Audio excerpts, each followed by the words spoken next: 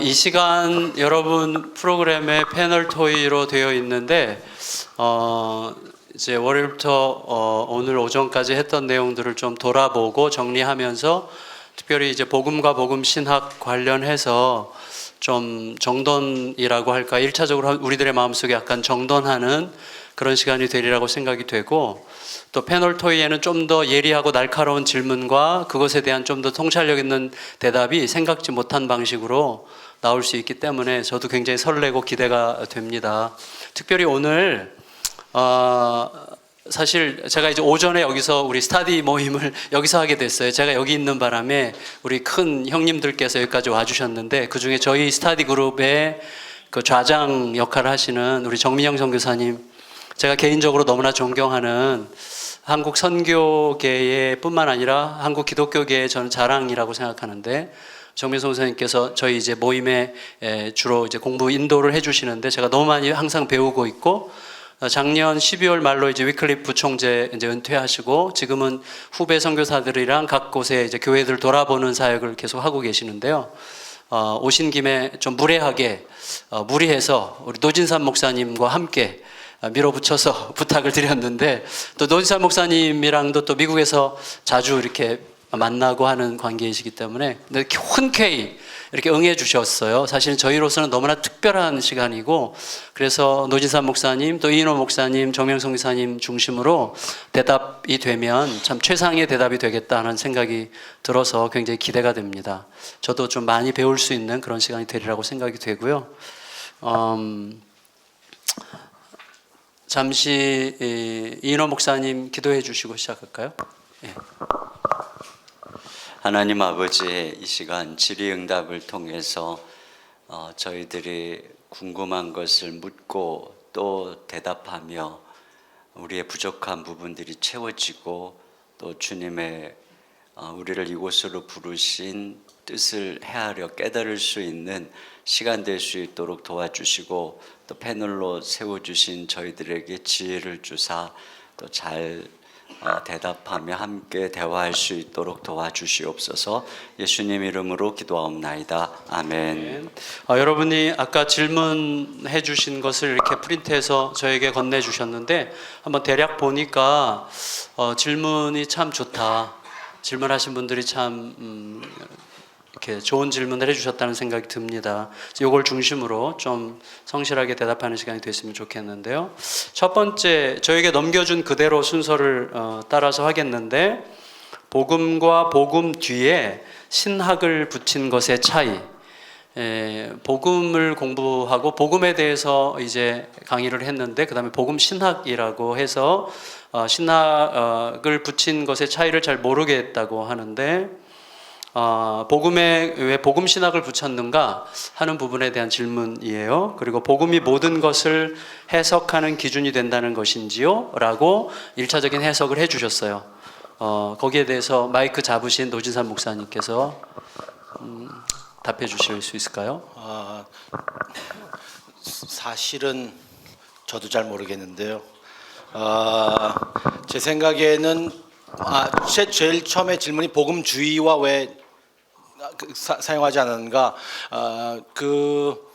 한국과 마찬가지로 미국에서도 evangelicalism, evangelical 이렇게 복음주의 이런 단어가 무척 많이 사용되기 때문에 혼돈될 수 있는 것이기 때문에 좀 구분하는 의미가 있었을 것 같고요. 그리고 이 복음이라는 단어는 저희들도 뭐 많이 사용하지만 이게 무슨 리디머만 사용하는 단어도 아니고 모든 우리 기독교인들이 사용하는 단어인데, 이 복음을 어떻게 이해할까 하는데 제 생각은 저는 이렇게 이해했어요. 팀 켈러 목사님께 배우면서, 그리고 이것을 같이 쉐어링하면서 배운 것은 뭐냐 하면, 팀 켈러 목사님은 교회를 하든지 사역을 하든지 설교를 하든지 어떤 것을 이해하든지 성경 신학과 조직 신학의 무척 탄탄함을 가지고 있다. 그래서 복음을 이해할 때도 신학적으로 복음을 이해하는, 그래서 성경적으로 그리고 조직신학적으로 그리고 성경신학적으로 이해하는, 그래서 복음 신학이라는 단어를 사용했다고 저는 생각하고요. 그래서 무슨 뭐 민중신학 아니면 해방신학 뭐 이런 신학 중에 한 개가 아니라 성경신학적으로 그리고 조직신학적으로 복음을 해석하는, 그래서 복음 신학이라는 단어를 사용했다고 저는 생각합니다. 간단하게 말씀드릴게요. 네. 혹시 노진산 목사님 설명을 들으면서 동의하면서 또 좀 더 추가적으로 부연하면 좋겠다고 생각된 부분이 혹시 있으시면 이인원 목사님이나 정미영 선교사님 혹시 없으시군요. 없으십니다. 저는 최근에 이제 복음을 이제 우리 로잔 공부 오늘 했는데 복음과 성경을 대등하게 생각할 수 있는 거죠. 그러니까 신학, 우리가 보통 요새 그런 얘기 많이 하잖아요. 모든 것은 결국은 신학 문제다. 그런 의미에서 보면 신학이라는 것은 세계의 모든 사건이 하나님의 큰 스토리 가운데 진행되고 있고, 그런 의미에서 하나님과 우리와의 관계를 총괄하는 하나님의 시선이라는 측면에서 본다면 모든 것이 신학적인 문제라고 하는 것을 우리가 이해할 수 있는데, 그런 의미에서 모든 삶의 부분들을 복음의 관점으로, 복음적 관점으로 보고 또 접촉해야 된다는 측면에서 복음 신학이라는 단어를 썼다고 이해할 수도 있지 않을까 생각이 되네요. 그렇죠? 너무 좋은 것 같아요. 감사합니다. 아멘. 예, 그 다음에 두 번째, 복음 이해가 자기 의가 되어 다른 이들의 목회, 설교 등을 정죄하거나 비하하는 마음을 어떻게 관리하시는지에 대해서 가장 이것을 늘 익숙하게 살면서 느낄 것 같은 사람은 저지만 이 시간 사회를 봤으니까 그 다음에 느낄 수 있을 것 같은 이인호 목사님께서 대답해 주시면 어떨까요? 복음 이해가 자기 의가 되어서 다른 이들의 목회나 설교를 정죄하거나 비하하는 마음이 나도 모르게 일어날 때 어떻게 관리를 하고 계신지.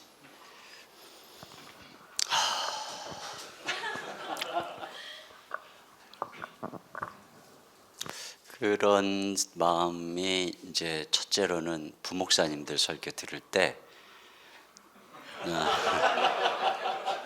늘 듣는, 제가 다른 목사님들 설교를 듣는 경우에는 뭐 부목사님들 외에는 특히 특별히 없는 것 같아요. 그래서 이제 앉아서 과연 첫째로는 성경적으로 좀 제대로 공부를 하고 설교하는지, 두 번째는 그래서 성경 해석이 좀 제대로 됐는지 하고, 이제 또 관심을 갖고 듣는 것이 이제 그 설교 속에 예수 그리스도가 온전히 증거되고 있는지, 아니면 이제 도덕적인 명제로 끝나는지, 이제 이런 것을 이제 듣게 되는데, 제가 뭐 담임 목사 입장에서 부목사를 판단하는 것이 의가 되어서 하는 건 아닌 것 같고, 이제 좀 저보다 훌륭한 목사님이 굉장히 이제 목회도 잘하고 인기도 얻는데 그분의 설교의 흠이 복음적이지 않다라고 발견될 때 약간 제 안에 그런 으슥한 마음이, 제가 좀 판단하는 마음이, 그걸 통해서 그분을 좀 평가절하하고 그러려는 마음이 생기지 않을까 싶어요. 근데 뭐 제가 사실 다른 분 설교를 요즘에 잘 안 듣게 되더라고요. 들으려면 좀 더 이런 복음적 설교에 귀감이 되는 목사님들의 설교를 들으려고 이제 하고, 그래서 제 개인적으로 그것이 뭐 특별한 저의 뭐 의가 된다는 생각은 안 하는데, 그 질문 자체는 참 이제 중요한 것 같아요. 그래서 이런 거 있잖아요. 그러니까 이제 이건 뭐 이 얘기는 제가 개인적으로 속해 있는 단체의 문제여서 좀 그렇지만, 그러니까 우리가 설교를 할 때 우리가 배우고 있는 어떤 신학의 프레임이나 또는 우리가 지금 여기서 공부하고 있는 그 복음적인 이런 프레임을 가지고 이것만이 전부다, 이것만이 진짜다는 것은 저는 아니라고 생각해요. 그리고 또 아까 제가 강의 중에도 잠깐 얘기를 했지만 설교를 하는 사람 안에 예수 그리스도가 계시고 또 설교하는 사람 안에 복음이 있을 때 그분이 하는 설교가 비록 우리가 생각할 때 약간 좀 어떤 그런 의지를 강조하는 결론으로 끝나고 예수님에 대한 얘기가 없어도 그런 어떤 분위기와 정황상 충분히 그 말씀 안에 이렇게 깊이 들어가서 설교하는 그 설교를 통해서 예수 그리스도가 증거되고 능력 있게 선포되는 경우를 진짜 많이 봤어요. 제가 존경하는 여러 목사님들 가운데도 언제나 그 안에 예수님의 복음이 살아있고 항상 개인적으로 전도하고 그리스도의 복음을 위해서 삶을 불사르고, 그런데 그분의 설교가 꼭 우리처럼 이렇게 팀켈러 목사님처럼 하지는 않거든요. 근데 그 분의 그 어떤 여러 목회 현장이나 또 관계나 이런 모든 것에서 나타나는 것이 굉장히 복음적이고 복음의 열매가 있는 경우도 참 많다. 그래서 이것을 공부하는 것을 가지고 이것만이 전부다. 전 이건 굉장히 문제라고 생각하고, 제가 이제 어떤 교회에 세미나를 갔어요. 근데 이제 그 교회의 목사님이 구속사적 설교를 나름 하시는 세미나였죠. 이제 그곳에 있는 평신도들은 그 목사님 설교가 뭐 한국의 유일한 이제 구속사적 설교로 이해하고 있는 분이었던 것 같아요. 그래서 제가 평신도 그룹에 탐방을 갔는데 거기에 계신 이제 평신도 우리로 말하면 순장이죠. 그분이 이제 그 세미나에 온 저를 비롯한 여러 목사님들 이렇게 이제 앞에서 이제 인도를 하는데 그 이제 자세가 뭐냐면 목사님들은 이런 차원의 수준의 말씀 잘 모르시죠 하는 그런 완전히 이렇게 깎아내리면서 당신들은 우리 목사님이 하는 이러한 구속사적 설교를 모르기 때문에 아주 좀 쉽게 말하면 좀 인간적이고 그런 정도의 차원밖에 안 되는 목사님 하고 그렇게 말하는 건 아니지만 느낌 속에 그걸 굉장히 제가 이렇게 느꼈어요. 근데 이런 자체가 이제 복음적이지 않은데, 근데 그러한 그룹들이 많아요, 한국에. 의외로 굉장히. 그래서 우리 목사님 이런 식으로 하고 또 우리 단체에서는 이런 식으로 하고, 그런 식의 어떤 신학과 그런 식의 복음적 체계가 없는 설교를 하면 그 설교는 거의 이제 가치가 없는 설교고, 이런 식의 그 모습들을 우리가 이제 물론 그걸 분별해서 우리가 좀 더 복음적 설교를 하기 위해서 노력하는 것은 사실이지만 이게 어떻게 이렇게 또 하나의 도구마와 또 하나의 자기만이 옳다는 상대적인 그러한 태도를 가지고 다른 모든 사람들의 설교를 판단한다면 그 자체가 복음적이지 않은 거죠. 저는 우리는 그런 모임이 되지 않기를 진짜로 바라요. 진짜로 바라고 또 다른 부분에 대해서도 열려 있기를 바라고, 우리 길을 가면서도 왜 우리가 다른 사람에게 열려 있지 못할 이유가 뭐가 있겠나, 저는 그런 생각을 합니다.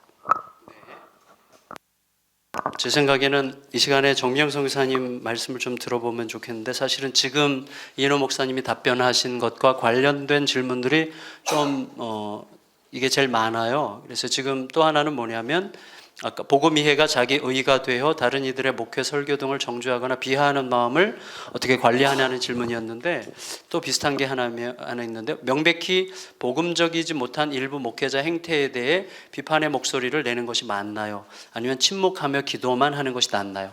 이게 이제 조금 더 우리가 생각할 수 있는 여지가 있는 양면적 질문이라고 생각이 되는데, 사실은 우리가 복음을 이야기할 때 복음에 대해서 좀 더 명확하게 정의하면 할수록 내 자신을 들여다보게 되면서 동시에 그렇지 못한 현실적 행태에 대해서 좀 건강한 의미의 비판이 가능한 건가?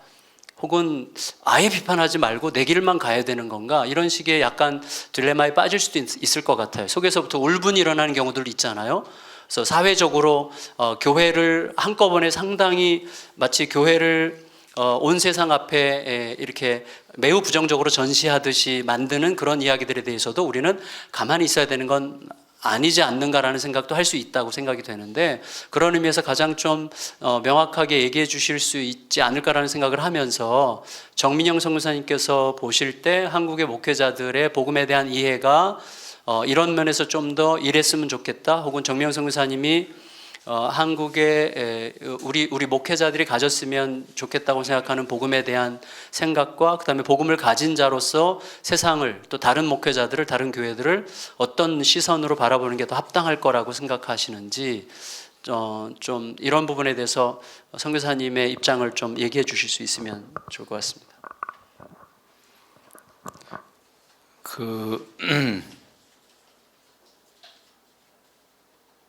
갑자기 이렇게 의도하지 않게 끌려와 가지고 어려운 질문을 대답하려고 하니까 여기는 어디, 나는 누구, 이런 생각이 듭니다.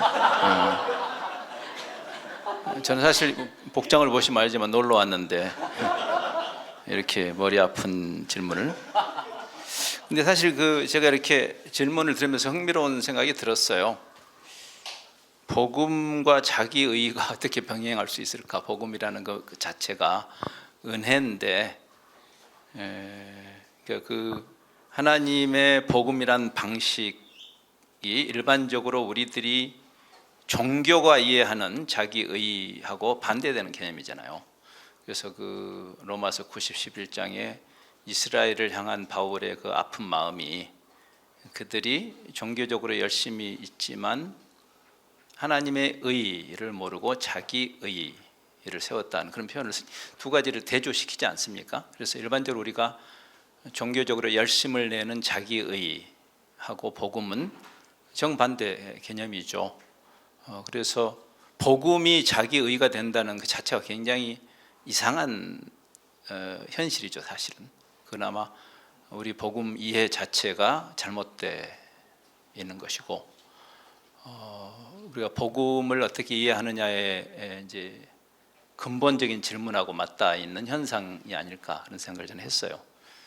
그래서 그 문제가 하나 있고, 그다음에 이제 하나님의 의가 복음에 나타났다는 것이 방금 그 질문 말씀하신, 우리가 은혜이고 사랑이기 때문에 입을 다물고 있어야 될까? 그게 맞나? 성경이 이제 구약이 말하는 그 헤세드와 에메스라는 은혜로 번역해도 되고 사랑으로 번역할 수 있는 그 헤세드라는 개념과, 그다음에 하나님의 그 진리가 진리로 드러나는 이 두 가지가 두 개의 다른 퀄리티로 이해하는 것이 우리의 문제라는 생각을 저는 했어요. 오히려 그 두 가지가 하나죠. 한 실체의 양면으로 봐야 될 겁니다. 그래서 흔히 말하는 하나님의 사랑과 공의, 은혜와 진리, 이렇게 할 때 그 두 가지가 분석적으로는 두 가지일지라도 실제로는 하나의 양면, 동전의 양면처럼, 지금 하나님은 사랑이시지만 하나님은 공의이신 거죠. 그래서 그 그리스도를 통한 그 하나님의 지고의 사랑을 하나님의 의라고 했으니까, 성경이.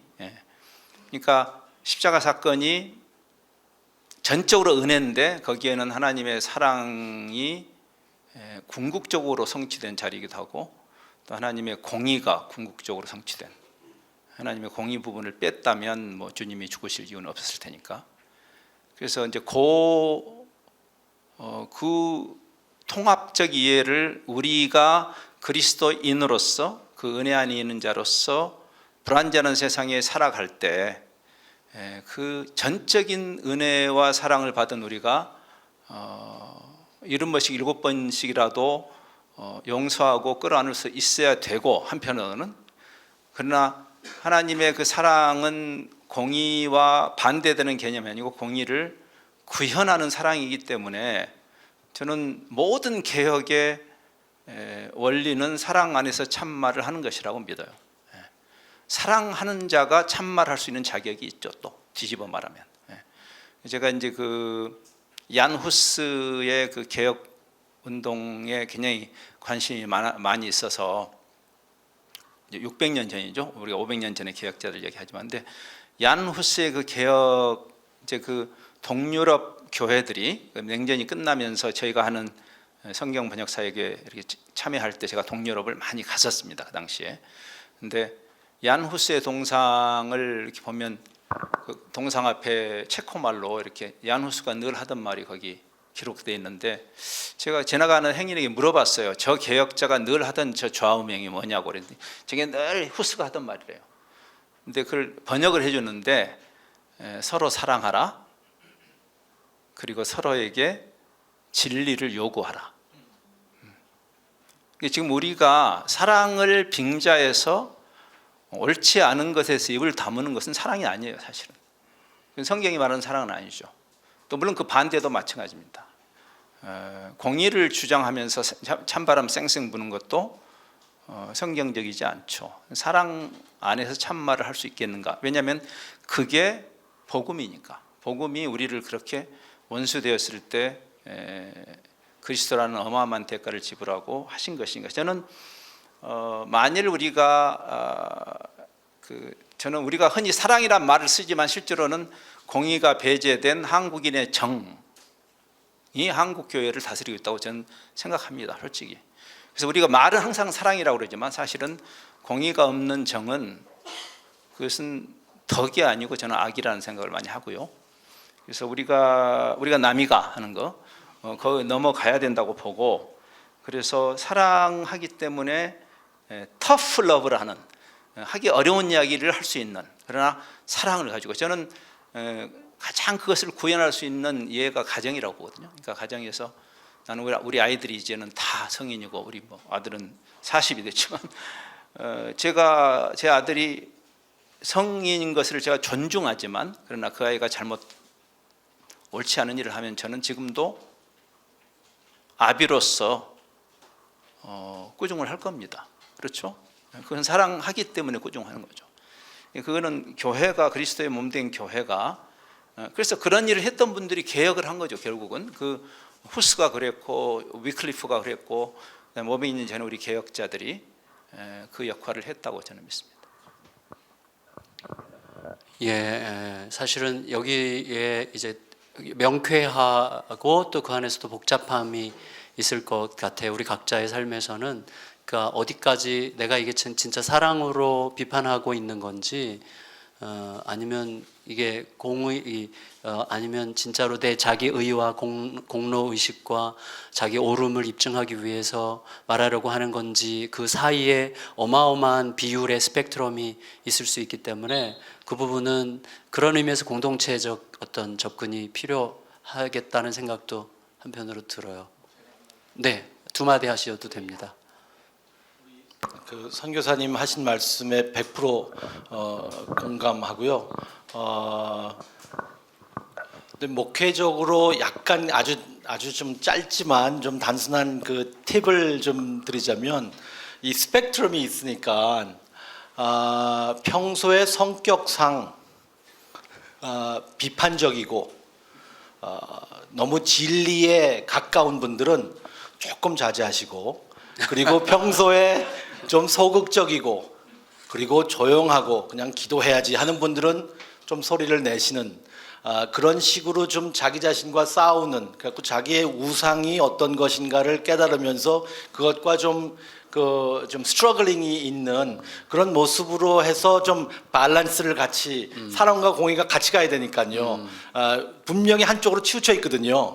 그러니까 그래서 자기의 디폴트 모드가 아닌 것을 좀 더 할 수 있도록, 저 같은 경우는 좀 자제해야 돼요. 제가 너무 그래서 좀 조용히 해야 되는데 그렇지 않은 분들 계시거든요. 그러니까 그런 것들의 밸런스를 좀 계속 좀 리플렉트 해보시면 좋을 것 같아요. 맞아요. 저도 말씀하시니까 지금 생각이 나는데, 우리가 센터 처치 할 때 그 센터라는 게 밸런스잖아요. 그러니까 이번에 저희 교육자 수련회 때 사실은 정명 성사를 모시고 저희가 특강을 들었는데, 그때 가장 인상적으로 남았던 게 healthy uncertainty라는 말이었어요. 그래서 건강한 불확정성이라는 거죠. 그러니까 우리들은 뭔가 확실하기를 기대하는데 내가 누군가를 비판하지 않는다는 것이 자기의 의의가 될 수도 있고 비판하는 것이 자기의 의의가 될 수도 있는 거잖아요. 그 사실은 우리가 애매한 상황 속에 늘 있는 건데 그런 의미에서 좀 겸손한 담대함을 가지고 이렇게 내 자신을 탐색해가는 과정들이 매우 중요하다는 생각이 지금 뇌리를 쥐어뜯습니다. 네, 감사합니다. 한 가지 더 질문이 있는데 이 질문을 딱 제가 읽는 순간 이건 정미영 선생님께 부탁해야 되는 질문이다라고 생각했는데 왜냐하면 같이 스타디를 하면서 제가 굉장히 많이 배우는 것 중에 하나가 뭐냐면 굉장히 폭넓은 하나님의 일반 계시의 세계에 대한 적절하고도 정확하면서 굉장히 수용적인 적용을 통한 복음에 대한 선명함, 이것을 굉장히 잘 보여주시고 저에게 굉장히 많은 것을 좀 알게 하셨다는 생각이 들어서 이런 질문은 정미영 선생님께서 대답해 주시고 또 다른 분들도 대답해 주시면 좋겠다고 생각이 되는데요. 복음을 효과적으로 전하기 위해 사실 우리가 답을 다 아는 거예요 이미. 그렇지만 한번 듣고 싶은데요. 복음을 효과적으로 전하기 위해 복음과 상관없는 일반적 지혜, 예를 들어서 공자의 가르침 등을 이용하는 것에 대해서 어떻게 생각하시나요? 저는 개인적으로 굉장히 좋게 생각하는데 공자의 가르침이 복음과 상관없다라고 단정하는 것부터 저는 질문을 던지고 싶어요. 예, 그러니까 이제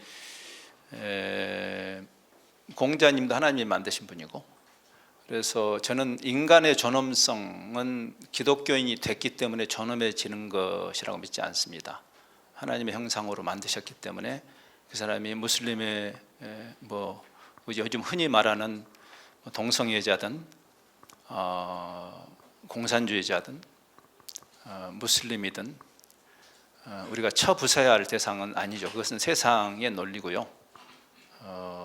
복음은 상당히 그런 점에서는 세상의 기준으로는 초논리적인 것이죠. 그래서 뭐 잘 아신 대로 초대교회도 그런 교부들이 그런 고민을 하지 않았습니까? 소크라테스가 정말 지옥이 있을까? 뭐 이런 질문 같은 걸 오레곤 같은 분들이 하시고, 근데 이제 오레곤은 이제 미국에 있는 주죠. 네.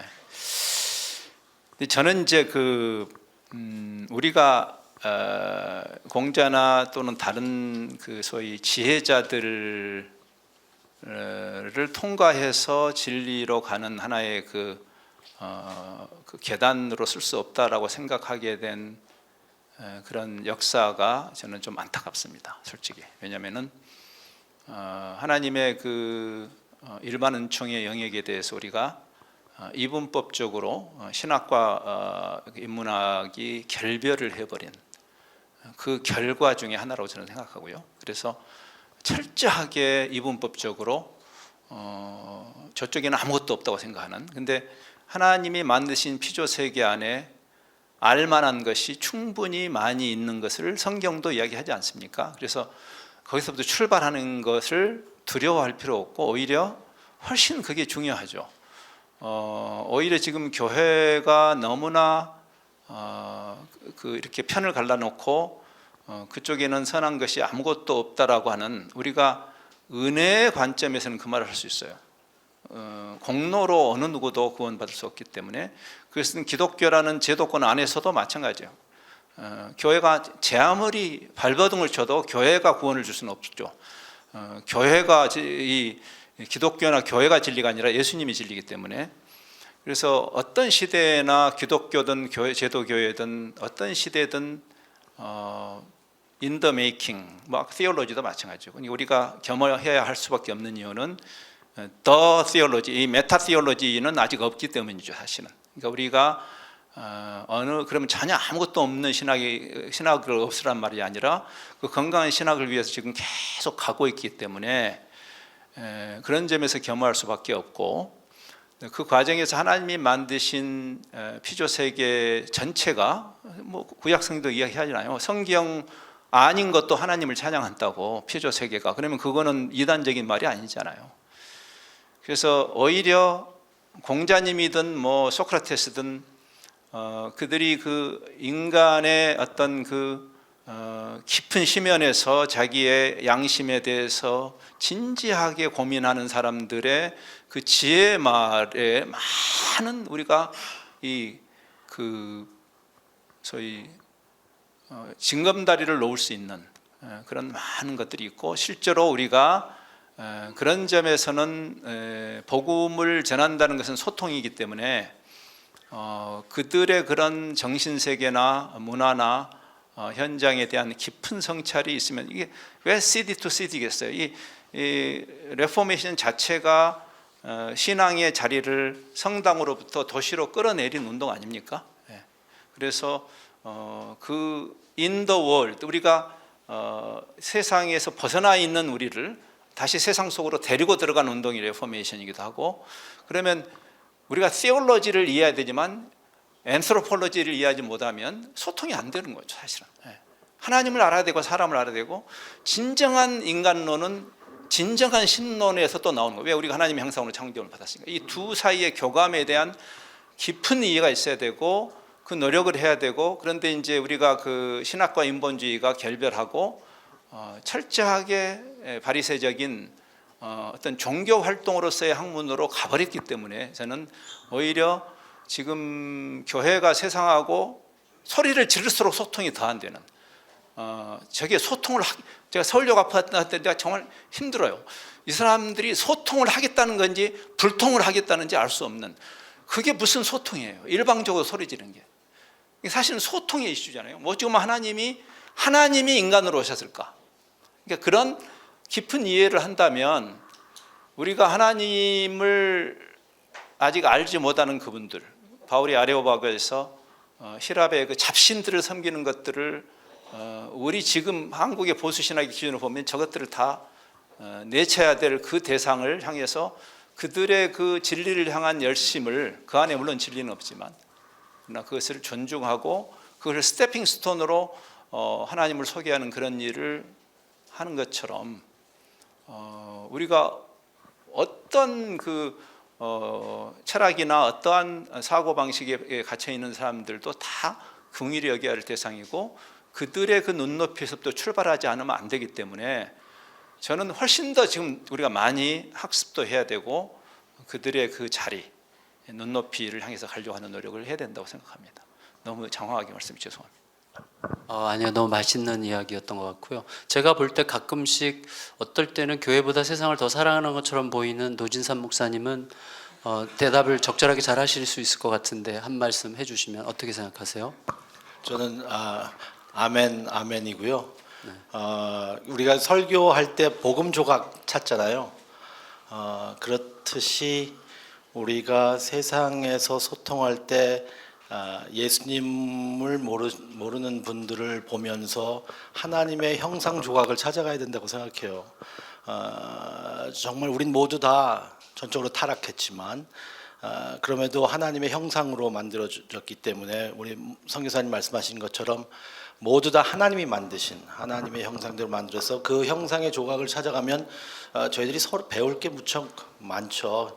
그렇기 때문에 훨씬 더 열려 있고 존중해 줄 수 있는 그러한 모습으로 있는 것 같아요. 그래서 그 선교사님 말씀 들으면서 아마도 제가 알기로도 팀 켈러 목사님이 이런 대답을 들으셨으면 비슷하게 대답하셨을 것 같다라는 생각이 좀 들었습니다. 네. 아, 그렇군요. 저희가 이제 공부할 때 작년인가 재작년에 알라를 공부한 적이 있죠.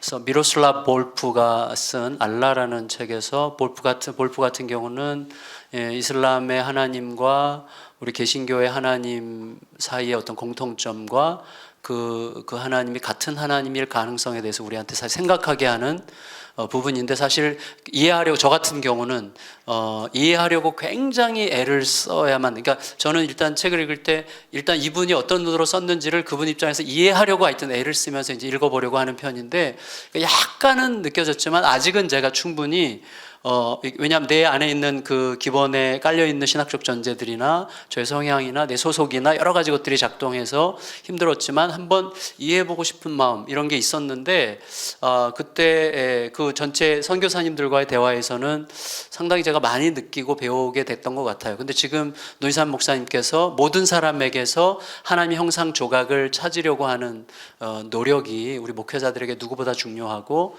또 목회자에게 가장 필요한 게 21세기 목회자들이 가장 필요한 것 중에 하나가 신론 물론 당연히 중요하지만 인간론이 굉장히 많이 필요하다는 이야기를 또 할 수도 있지 않을까 생각이 들어요. 한편으로는 혹시 이인호 목사님 추가적으로 얘기하시고 싶은 거 혹시 생각나신 거 있으시면.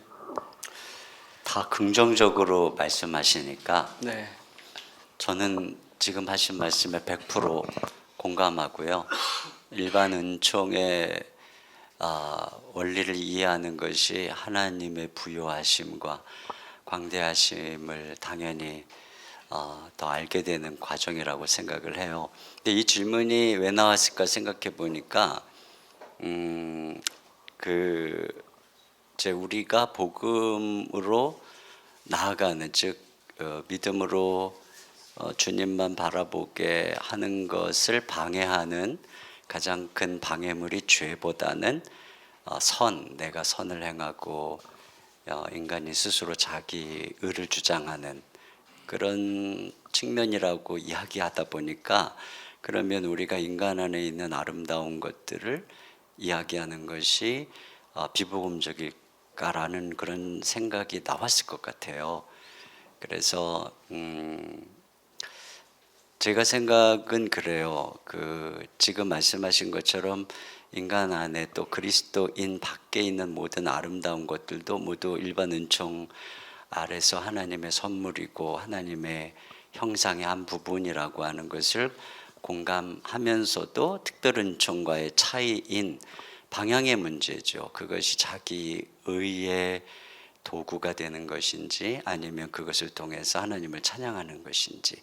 인간이 타락은 스스로 지혜 있다고 창조주 되신 하나님 마음에 두기를 거부하는 여기서부터 이제 시작이 되기 때문에 우리가 그런 인용을 할 때 결과가 중요한 것 같아요. 내가 설교 때 어떤 훌륭한 분의 아름다운 덕목과 선과 또 그리스도 밖에 있는 여러 사람들의 위대한 삶을 인용하는데 그 결과가 그리스도의 아름다움과 영광과 또 그 복음을 드러내는 징검다리가 돼서 결국은 우리가 그 모든 지혜의 원천이신 예수님을 사모하게 되고 또 그분이 얼마나 지혜롭고 오묘한 분인지를 더 깊이 알아가는 이 되는 것인지 아니면 그 결과가 어떤 인간의 어떤 자기의 또 나도 그렇게 해야 되겠다라고 하는 도덕적 가르침으로 결론이 지어지는지 이 방향성의 문제.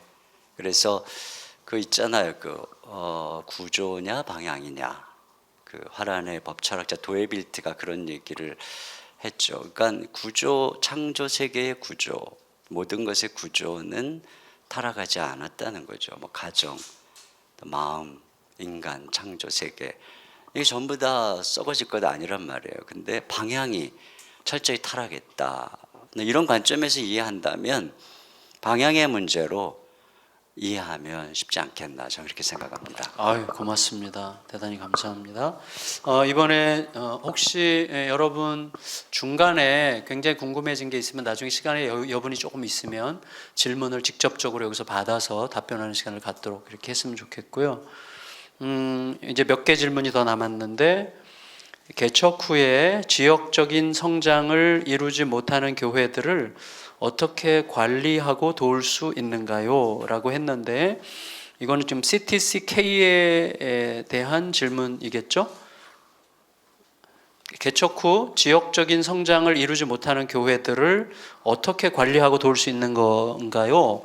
누가 관리한다는 뜻인지요? 그러니까 그 질문 누가 관리한다는 걸까? 이렇게 제가 물었을 때 CTCK에게 하는 질문이겠죠? 네, 오케이. 지역적 성장을 이루지 못하는 교회들을 어떻게 관리한다기보다는 어떻게 잘 도와서 건강한 목회가 이루어지도록, 건강한 복음적 목회가 이루어지도록 도울 수 있겠는가 하는 것과 관련해서 우리 중에 제일 먼저 개척하신 우리 노진산 목사님 한번.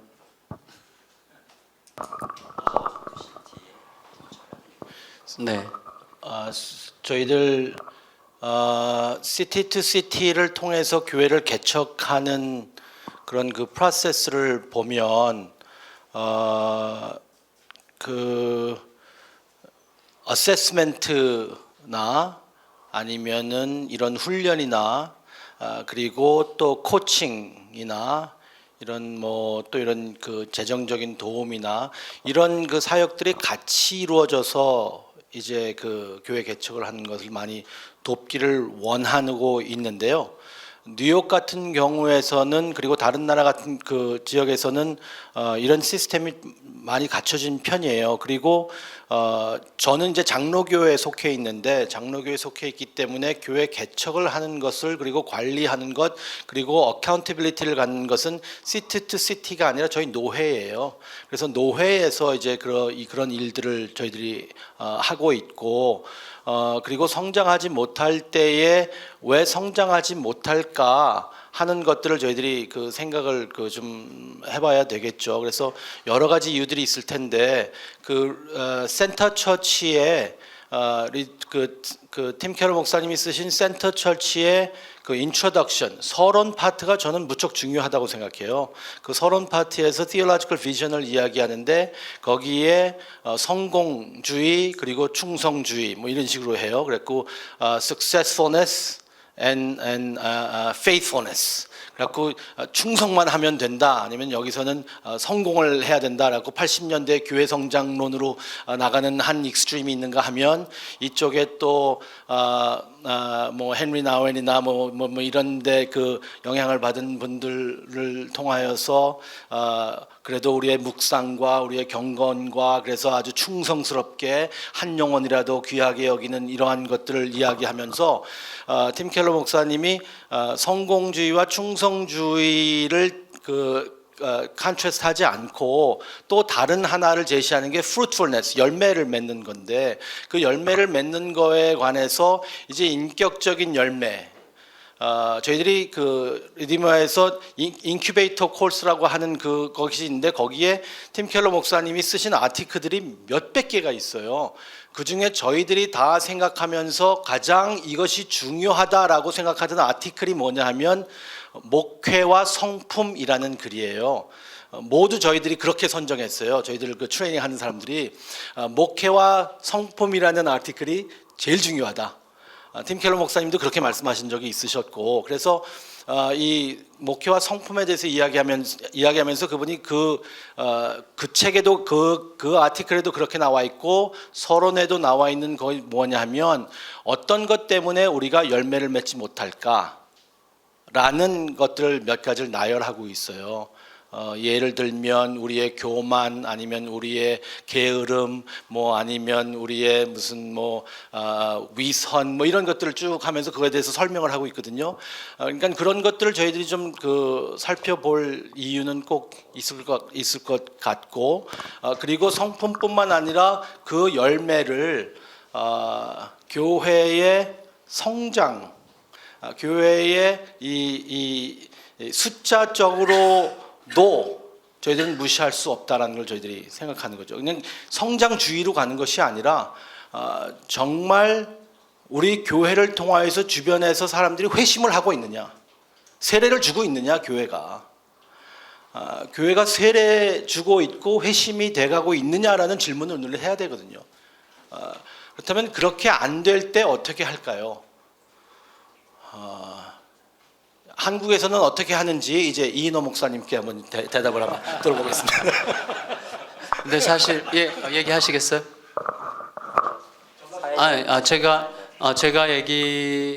제가 지금 느낀 거는 뭐냐면 저는 솔직히 우리 지역교회 목사님들이랑 같이 이제 한 달에 한 번씩 스타디를 하긴 하지만 잘 모르겠어요.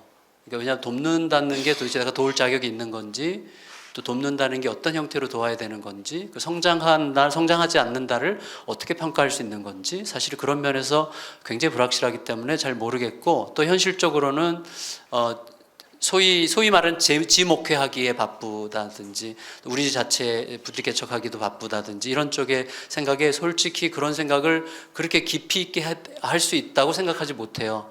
그래서 오히려 저는 정미연 선교사님은 은퇴 이후에 지금 한 지역교회를 지금 소박하게 섬기시고 설교도 가끔씩 하시고 이렇게 하시면서 성교사님께서 느끼시는 지역에 이렇게 좀 힘겹게 혹은 소위 우리가 이걸 정확하게 어떻게 정의해야 될지 모르겠지만 지역적 성장을 이루지 못한다고 하는 게 뭔지 모르겠지만 하여튼 그렇게 느껴지고 힘들게 사역해 나가는 목회자들을 도우려고 한다고 할 때 어떻게 돕는 게 가장 합당할 수 있겠는지를 혹시 생각하신 게 있으시다면, 느끼신 게 있으시다면 혹시 얘기해 주시면 어떨까요? 그러면 좀 더 신선할 것 같은 느낌이 들어서요. 이제 제가 은퇴하자마자 그 동네에 있는 조그만 이제 교회를 이렇게 출석하면서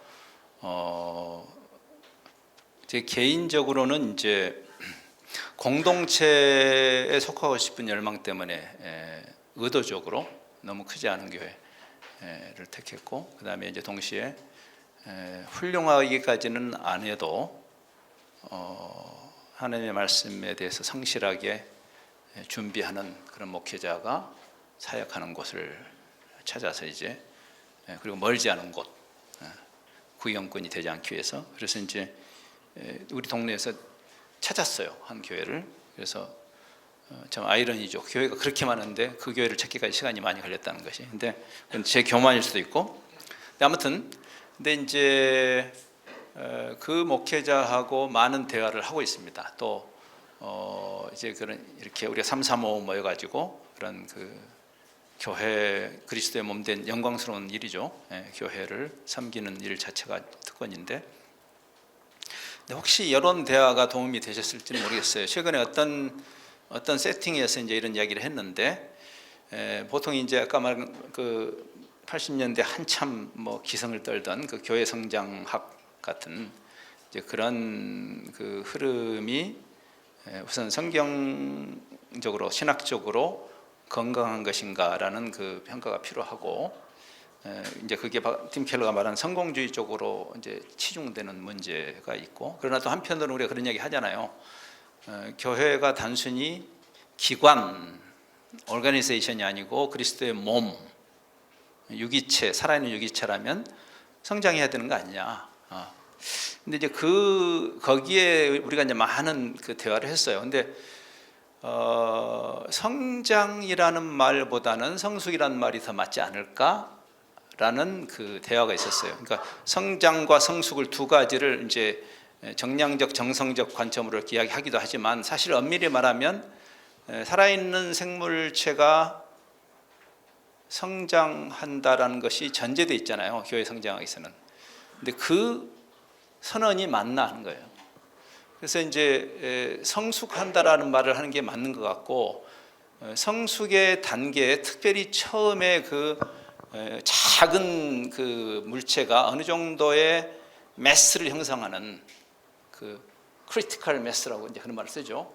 그래서 최소한의 어떤 질량을 확보하는 과정이 있어요, 일반적 생물체가. 그렇죠? 그건 성장이라고 말할 수 있지만, 제가 지금 은퇴를 했는데 지금 제가 제 체중과 키가 고1 때 딱까지 컸거든요. 제가 고1 때까지. 그러면 저는 그 다음부터는 죽은 거예요? 아니잖아요. 그러니까 사실은 만일 그 후로도 계속 컸다면 나는 문제죠. 뭐 서장훈이를 저렇게 내려다볼 거예요, 제가. 그거는 병이죠, 병. 그러니까 모든 살아있는 생물은 성장한다라는 말이 맞는 거예요. 틀렸어요, 그 말은. 그래서 이제 오히려 성경적 관점은 그리스도의 장성한 분량을 향해서 가는 것인데, 성장이라는 그 기간과 팩터가 없는 건 아니지만, 모든 것을 성장이라는 기준을 가지고 그 건강을 체크하는 것은 굉장히 이상한 방식이다. 우리가 늙어가는 것도 성숙이거든요. 늙지 않는 것도 이상한 거죠. 그렇죠? 그러니까 이제 그 살아있는 생명체라는 그런 관점에서 전통적인 정량적 접근이 아니라 정성적 접근을 하는 게 맞고, 그 정성적 접근을 했을 때, 즉 우리가 그리스도를 닮아가는 그런 과정을 성실하게 갈 때 실제로 그 멀티플리케이션을 이루시는 분은 하나님이시라 저는 생각해요. 그 이제 바울도 그런 표현을 썼잖아요.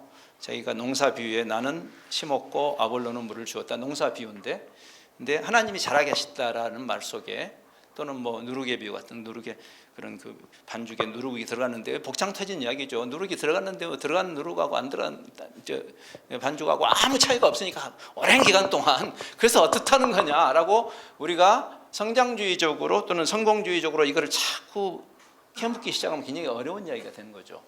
근데 손에 잡히지 않지, 그 안에 그 진짜 효모가 들어가 있다면 하나님의 때 하나님의 방식으로 온 그 반죽에 누룩이 가득 차는, 그건 이제 하나님의 영역인 거죠, 사실은. 그러니까 우리가 아까 그 충성주의라는, 저는 오히려 이렇게 스펙트럼을 놓고 본다면 그래도 충성주의 쪽에 더 가야 있어야 되는 것이 아닐까, 그런 생각을 저는 하게 됩니다. 감사합니다. 혹시 이인호 목사님 패스해도 될까요? 예, 감사합니다. 이것과 관련해서 아까 그 질문과 관련해서 CTCK에 이제 직접적으로 질문하는 내용인데요. CTCK는 어떻게 교회 개척을 하실 계획인가요? 타 교단에서 오신 분들도 개척에 대한 비전을 볼 수 있도록 설명해 주세요. 이렇게 얘기했고, 어제 그제 이틀 연속 저희가 이사회를 가졌고, 특별히 어제 이사회 때 이것에 대한 논의를 했는데 먼저 사과를 많이 드려야 될 것 같아요. 왜냐하면 이것에 대한 비전을 저희가 지난번에도 한번 얘기했고 나눴는데 그 이후에 특별한 진전이 충분치 않았어요. 그래서 이번에 이제 다시 논의하고 이걸 이제 해야 되겠다는 긴박감을 모두가 다 느끼고 있고, 구체적인 실행을 하기에 우리가 좀 역량이 딸렸다, 이런 이제 자성을 하게 됐는데, 거기에 대해서 사실은 이인호 목사님께서 설명해 주시는 게 제일 좋지 않을까? CTCK니까. CTCK는 어떻게 교회 개척을 하실 계획인가요?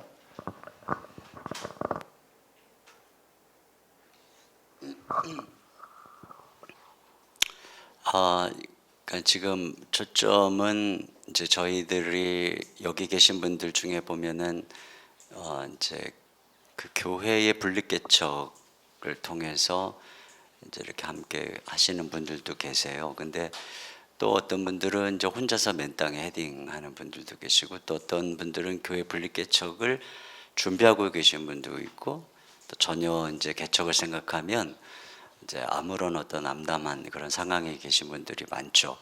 전체적으로 한국계 전체적으로 보면 교회의 지원을 받아서 개척할 수 있는 환경에 있는 분들이 절대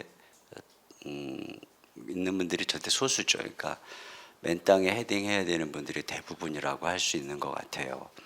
예를 들면 뭐 큰 교회인 사랑의 교회 를 예를 들어도 뭐 분당 우리 교육에도 그렇겠죠. 교육자가 100명이라고 해도 그 중에 청빈가고 또 교회 어떤 순서에 따라서 분립 개척을 하게 대상이 되는 분들은 뭐 전체에 많아야 20%, 나머지 80%는 자기가 알아서 해결을 해야 되는 상황이라고 봐요.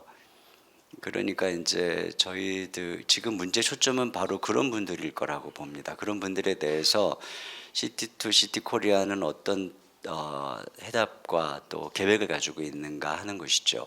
근데 그 문제에 대해서 이제 저희들이 지금 그것을 위해서 하고 있는 거거든요. 이제 어떤 한 교회가 서기 위해서 제일 중요한 것은 목회자 자신이라는 것이 저희들의 가장 기본적 결론입니다. 목사님 말씀하신 것처럼 성품, 또 목회적인 자질, 그것을 어떻게 양성할 수 있을 것인가.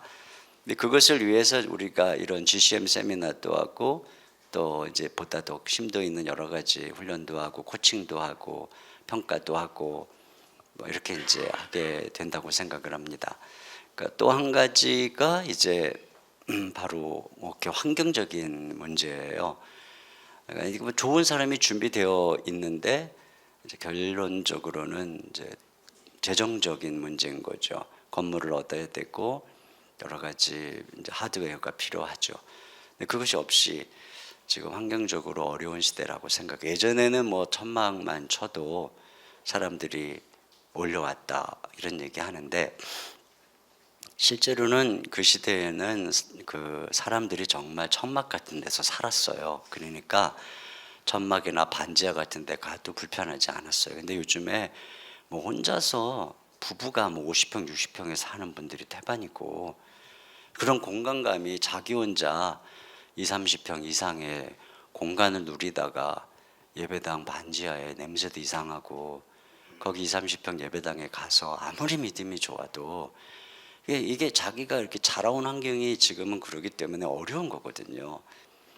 그래서 환경적인 뒷받침, 재정적 뒷받침이 되지 않으면 어렵다는 게 저희들의 공감이고 그러려면 재정적인 필요가 중요해요. 그래서 이제 우리가 이번 이사회 때도 계속 얘기한 게 지금 이렇게 훈련하면서 자꾸 분리개척하고 있는 금수저 목사님은 부럽게 만들면 우리가 이거 더 지속하기 어렵다. 뭔가 대책을 세워야 되지 않겠느냐.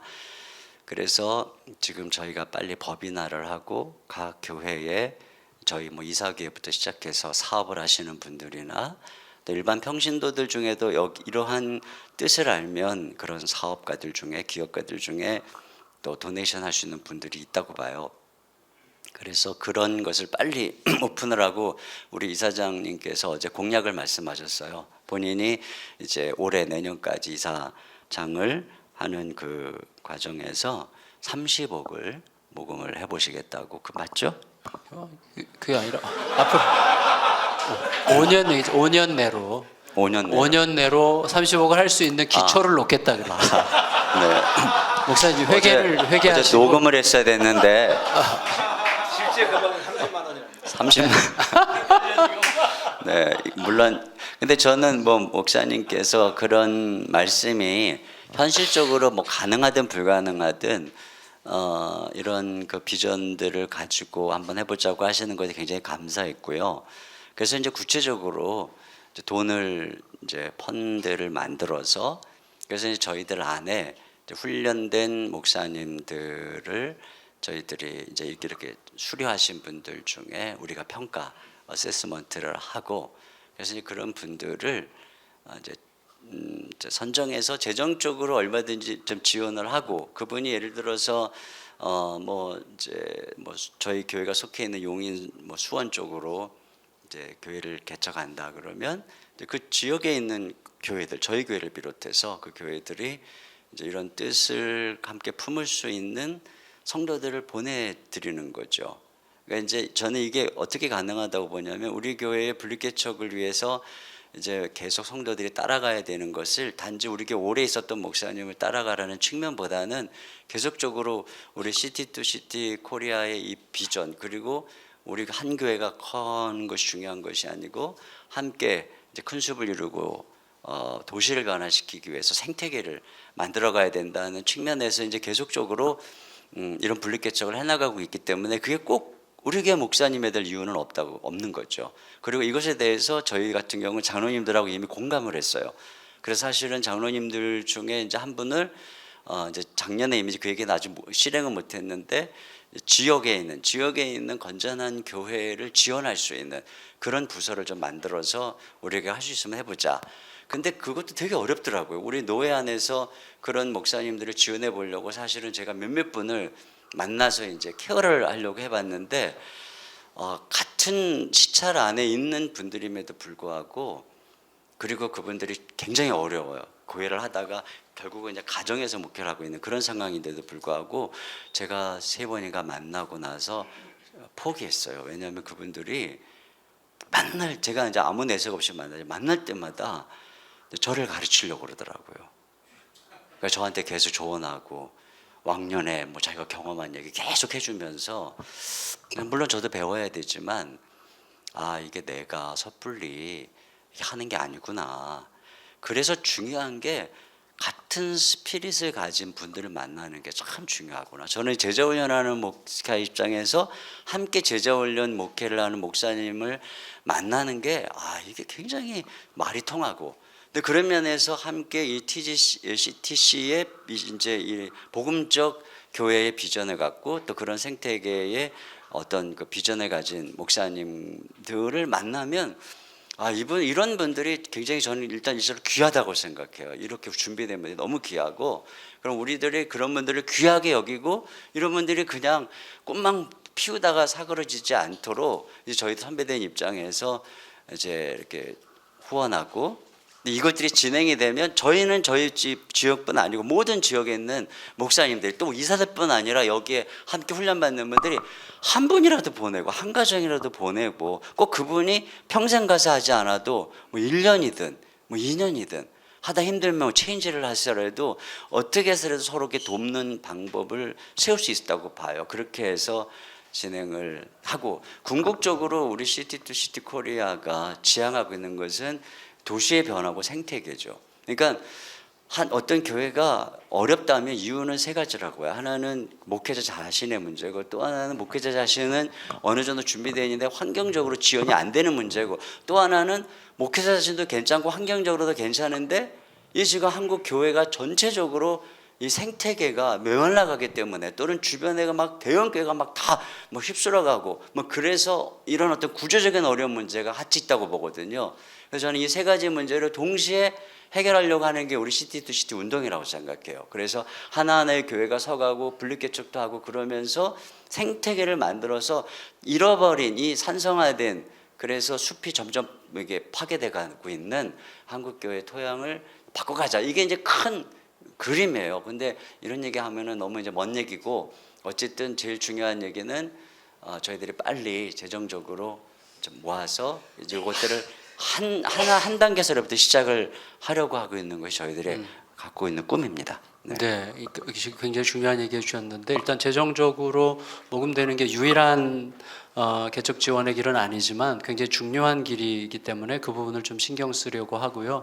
또 하나는 지금 말씀하신 것처럼 여기 CTCK의 GCM 세미나를 통해서 우리가 함께 공유하면서 참 이분 교회 건강하게 잘 컸으면 좋겠다라고 생각되는 모든 교회들에 대하여 그 배치 그 지도를 저희가 하나 그려서 그거를 각 교회가 간직하고 있고, 저희 교회도 이제 이사 가는 성도들이 계속 나오잖아요. 그럼 이사 갈 때 교회를 소개해 달라는 이제 부탁을 굉장히 자주 받게 되잖아요. 그런 경우에는 그 지도를 보고 그 적절한 교회를 찾아가서 이제 등록할 수 있도록 하면 그런 식으로 격려가 될 것 같고, 또 그 외에 CTCK를 통해서 직접적으로 개척이 이제 앞으로 되겠지만, 그렇지 않고 이미 개척한 분들 같은 경우는 좀 코칭이라는 과정을 통해서 앞으로 계속 지원을 받을 수 있을 것 같아요. 그래서 저희가 이제 앞으로 코칭을 좀 개발하려고 노인산 목사님 준비하고 계시거든요. 그러니까 코칭이 지속되면 코칭 교육을 받기도 하지만, 또 저희 같은 경우도 이제 여러분들 중에서 몇몇 분들이 찾아서 이은혜 목사님 찾아가기도 하고 저도 찾아와서 좀 이렇게 서로 대화도 하고 교류하고 서로 좀 질의응답도 하고 하는 시간들을 종종 갖고 있거든요. 그런 식으로도 해서 서로 코칭을 주고받는 여러 가지 방식으로 서로 지원하면서 개척이라는 큰 테두리 안에서 다양한 방식의 서포트가 가능하지 않을까 생각이 됩니다. 혹시 좀 더 간단하게만 말씀드릴게요.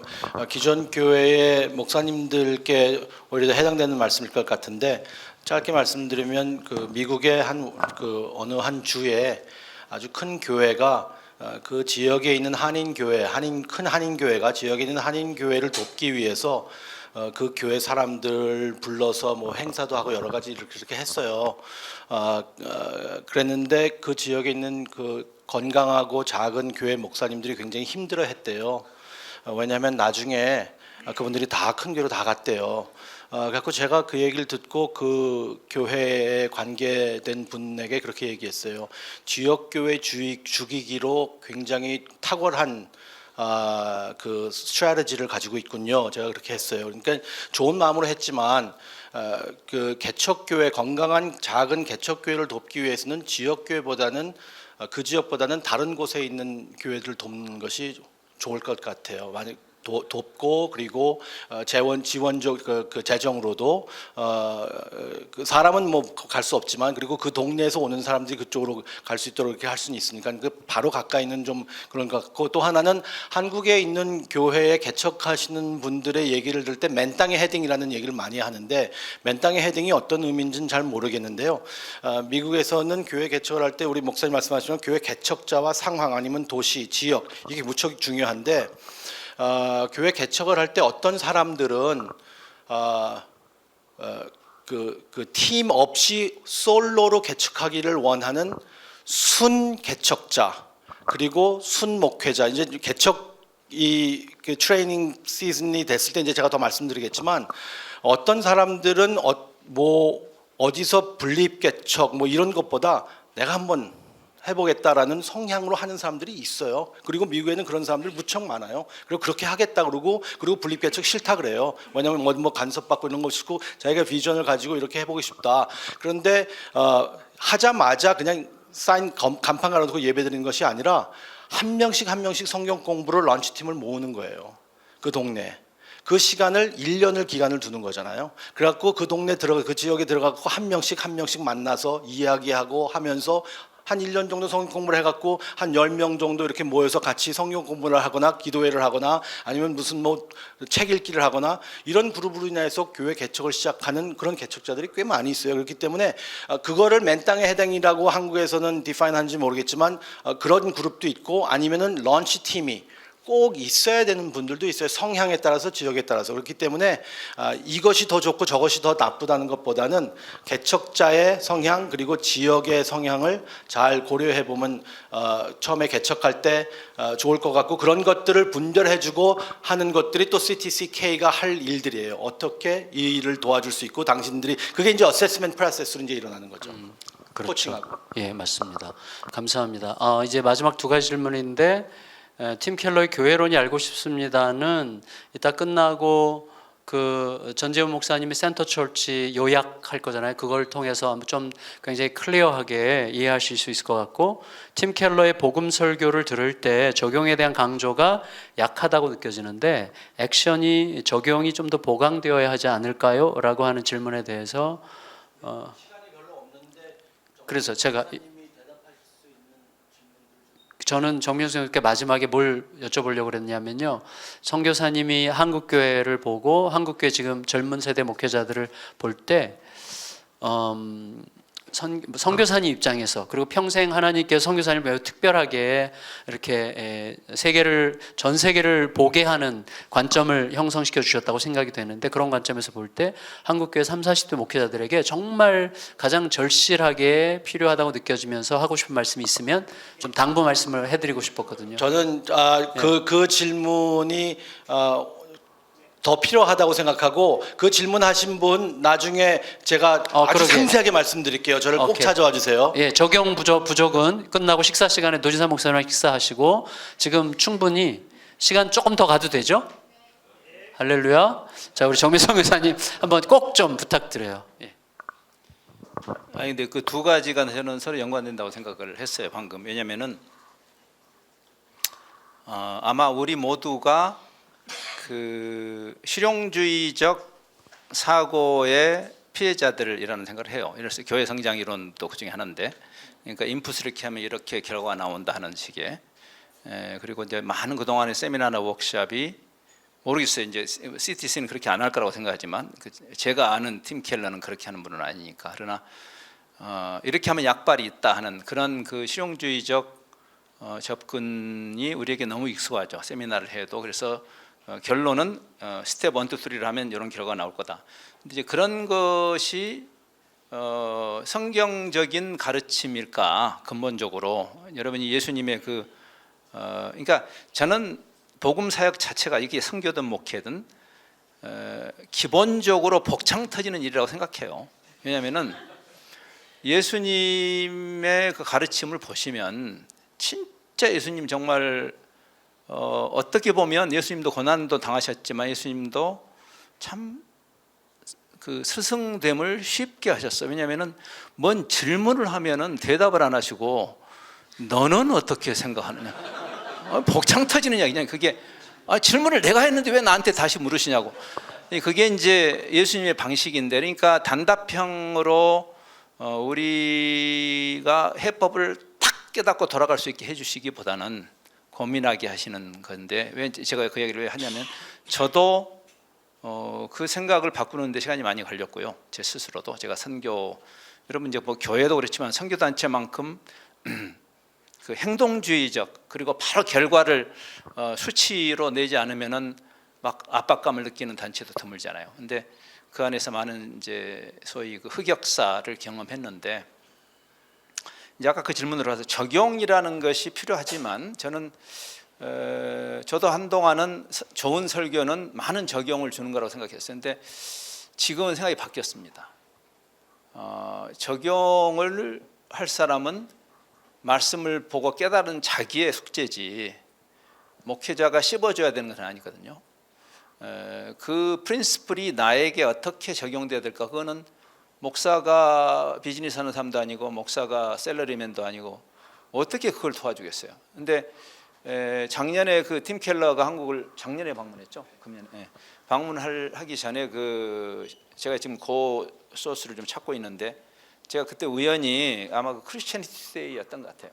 제가 그 읽은 기사가 그때 이제 그 팀 켈러하고 인터뷰를 했어요. 근데 아마 이게 혹시 도움이 될지 모르겠습니다. 적용을 많이 해줘야 된다라는 생각에서 조금 벗어난. 팀 켈러가 에게 어떤 질문을 했냐면, 이제 그 당신의 가르침이 굉장히 좋고 심오하지만, 그 팀 켈러는 건강한 성경 이해와 테올로지를 강조하는 분이잖아요. 그랬을 때 그 인터뷰를 하는 사람이 공감하면서도 진짜 문제는 아는데 실천하지 않는 것이 아니냐라고 질문했어요. 우리가 흔히 하는 이야기입니다. 그러니까 모르는 것도 문제지만 아는데 그렇게 살지 못하는 게 문제가 아니겠느냐. 그러니까 이제 이게 적용 이야기가 나오는 거거든요. 근데 팀 켈러가 그때 단호하게 이렇게 대답을 했어요. 아니라고. 안다고 착각할 뿐이라고. 아는데 실천하지 않는 문제는 훨씬 작은 문제라고 생각한다. 내가 생각하는 진짜 큰 문제는 wrong theology를 너무나 열심히 하는 거예요. 그러니까 우리의 theology가 굉장히 성경적이지 않은, 소위 그 우리 개통 철학과 버무려져 있는 그런, 이렇게 하면 된다라는 그런 소위 그 실용주의적 꽁 잡는 게 매라는 식의, 그런데 우리가 굉장히 깊이 들어가 있고 그걸 너무 열심히 산다는 거예요. 우리가. 그래서 아는 것을 실천하지 못하는 것이 아니고, 사실은 잘못된 신학을 올바른 신학이라고 착각하고 그래서 열심히 하는 것이 문제다. 저는 이제 지금 우리 한국 교회를 생각할 때, 과거에도 문제가 있고 지금도 문제가 있는데, 우리가 고민하는 이유가 왜 저분들도 하나님을 믿는 사람들인데, 왜 저분들도 매일 큐티 할 텐데, 왜 저분도 매 주일마다 설교하시는 분들이 왜 저렇게 살까, 왜 저런 행동이 나올까 할 때 저는 팀 켈러의 말이 떠올려요. 저분들이 말씀 앞에 서 있지 않구나.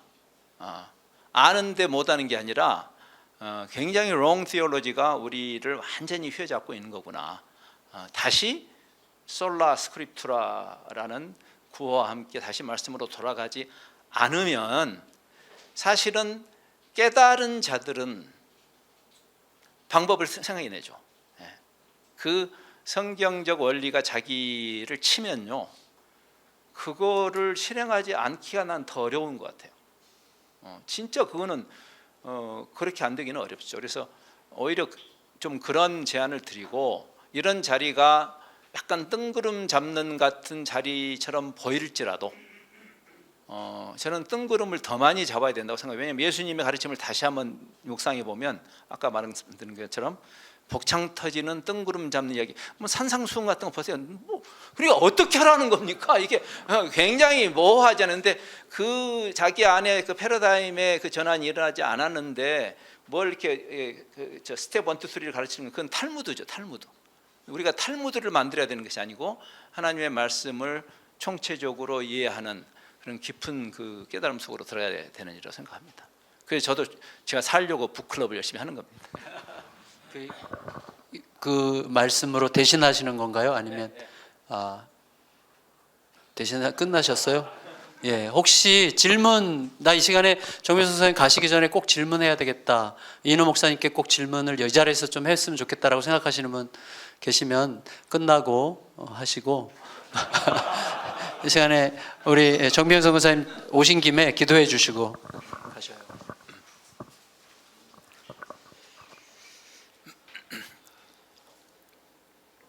주님 감사합니다. 하나님의 영광을 위해서 저희들을 창조하시고 또 실추된 죄로 인해서 가려진 하나님의 영광의 회복을 위해서 그리스도를 보내셔서 죄인들을 하나님을 예배하는 예배자로 만드시기 위해서 친히 하나님께서 그 어마어마한 대가를 지불하신 그 은혜 안에 사로잡혀 있게 하신 그 귀한 축복을 저희들이 누리고 감사를 드립니다. 잠시 사는 저희들의 삶이 허탄한 가치에 낭비되지 않고 이 지고의 가치를 향해서 감히 드려질 수 있는 그런 특권도 감사드립니다. 어떤 형태의 지역교회 또는 기관을 섬기든지 우리가 열심히 섬겨서 하나님을 무슨 도와드리는 것이 아니고 우리가 이런저런 모양으로 주의 일에 동참하고 섬길 수 있는 그 자체가 특권이고 상급인 줄 압니다. 그 귀한 부르심 앞에 서 있는 여기 있는 다양한 사역자들이 하나님이 각자를 부르실 때 그 초심을 항상 말씀 안에서 재다짐하면서 그릇되게 나가지 않고 이제 지금 많이 망가져 있는 현대 교회를 향한 수많은 믿음의 선배들의 그 몸부림처럼 이 CTC 운동과 같이 다시 복음의 본질로 돌아서고 복음이 단순히 교회당 안에 머물러 있는 중세 암흑기가 아니라 다시 도시 속으로 세상 속으로 들어가고 그러한 우리가 선명한 복음을 붙잡은 그러한 누룩들로 존재할 때 하나님께서 하나님의 때 하나님의 방법으로 하나님의 운동을 일으켜 주실 것을 기대합니다. 이들을 축복합니다. 이들을 사랑합니다. 또 주님을 사랑하고 주님께 영광을 올려드립니다. 예수님 이름으로 기도합니다. 우리 수고해 주신 분들께 감사합니다.